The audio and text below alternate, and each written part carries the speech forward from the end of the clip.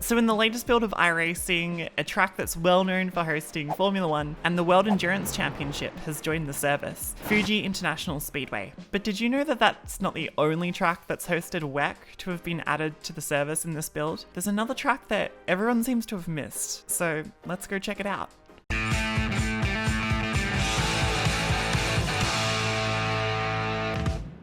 Hi, I'm Emily and welcome back to Overtake. So alongside Fuji and the new GT3 Mercedes, iRacing also released a new road course from all the way down here in Australia, Sandown. Sandown Raceway is one of the most historic venues in Australian motorsport and is built around a horse racing track, which is actually something that's quite common in Oceania. It's a 3.1 kilometre circuit with two big straights, along with some tricky, twisty sections at the two ends of the circuit. In 1984, Sandown hosted the season-ending round of the FIA World Endurance Championship at a slightly lengthened version of the track we know today. Sandown hosted another World Sports Car race in 1988, and as of right now, these are the only two WEC races that have ever been held in Australia. Unfortunately, or maybe fortunately, it wasn't the best layout. The infield section that was used for WEC isn't actually in use anymore. I had a little poke around in iRacing and it's sort of there in the scan, but you can't drive it and you get some invisible walls. But that's for the best, because instead of some slow corners, you get one of the most hectic sections in racing down under, going over the hill at turn 6. I wanted to see what racing in the World Endurance Championship at Sandown in the 80s would have been like, so I jumped in the Nissan GTP ZX-T, which is a 1989 IMSA prototype and something very similar to the WEC cars of the 80s. Okay, so I'm in the IMSA old school Nissan prototype race car, and we're going to do a lap of Sandown and see what it would have been like for World Endurance Championship back when they raced here. So big main straight into turn 1, we brake at the 100. Really high-speed corner, but you don't want to use the inside curb at all because it just unsettles the car. Into the second section, use the second curb, down to first. Yeah. And try and get as good a run as you can onto this back straight. So when WEC raced here, they had a little infield section, which you would probably start braking for about now. But for us, we'll go over the top of the hill, almost flat out. Then hard on the brakes down to Dandenong Road. Whoop, just missed a shift. And then for the final section of corners, we brake at the 50. Want to open your entry onto the straight. And that's a lap of Sandown in the old school IMSA race car. So after experiencing the 80s, I was wondering, what would it be like to race a World Endurance Championship in the current day? So I jumped forward in time 38 years and entered a random IMSA race in the current day Dallara LMP2 prototype to check out what WEC would be like if it somehow went back to Sandown in 2022. Okay, so I'm on the grid in a modern day Dallara LMP2 car in an IMSA iRacing series race. I guess this is a sort of a modern day equivalent of the 1984 Sandown 1000. And we're starting second in this race. It's honestly not the busiest race in the world. I think there's only 5. Good luck, everybody. And don't forget to have fun. That's true. You gotta have fun. So I'm starting on the right hand side of the grid here.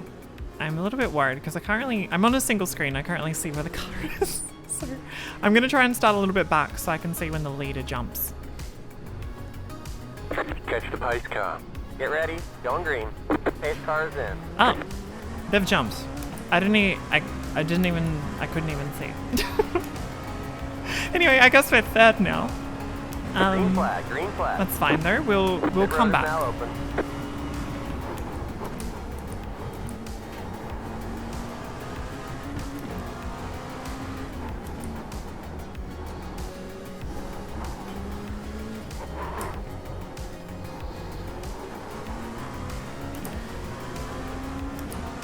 Oh, it's on for the lead. Let's see if P1 stays in it. Oh, no they won't. These guys are playing for keeps, put it that way. Drama. This is very scary.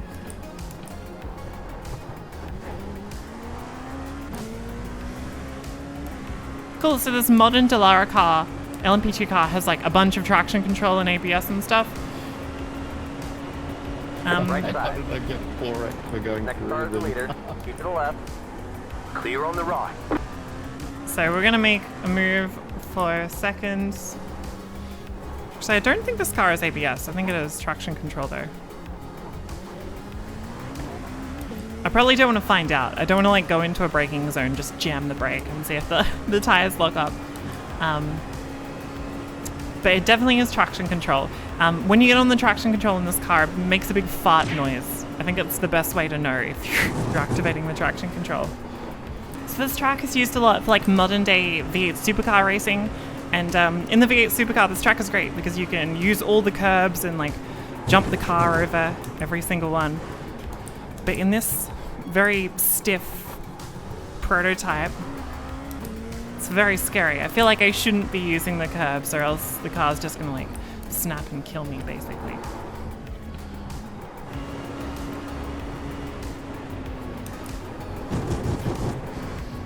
I'll just wait for this car.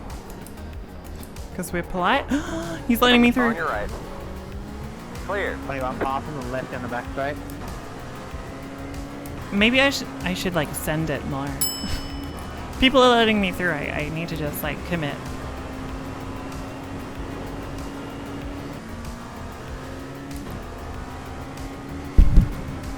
Oh no. I thought my headset was on the wrong way and then I realized I can't change headset without like... Anyway, don't worry. That's fine. Long story. So this new car is so different to like an old prototype. I feel like the electronics are probably the main thing, like having traction control and stuff really makes a difference with like just how confident you can be putting the power down. Car I stopped on the apologize left. if I tapped you there. I didn't get any contact warning there. This also just, the aero is a lot better, I feel like. The effectiveness of the aero is way better than it was.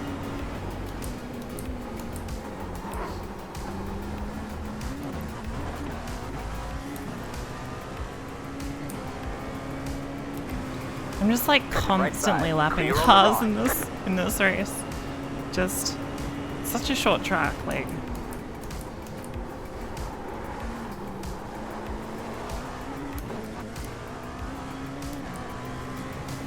It's just like, this racing is so busy, like I'm constantly lapping GT3 cars. Like I never have a break. Right side. Clear on the right.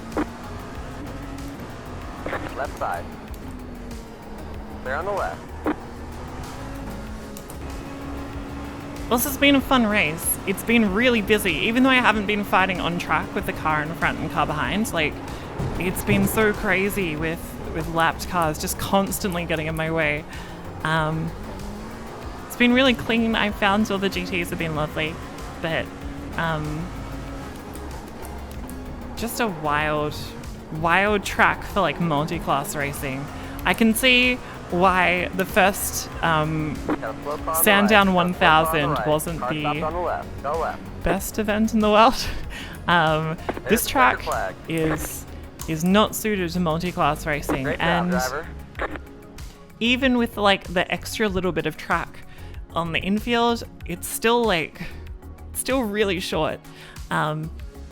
But it's a lot of fun. It's got a lot of character. So yeah, I enjoyed it, even though it's maybe not somewhere where they go in real life. I still love it.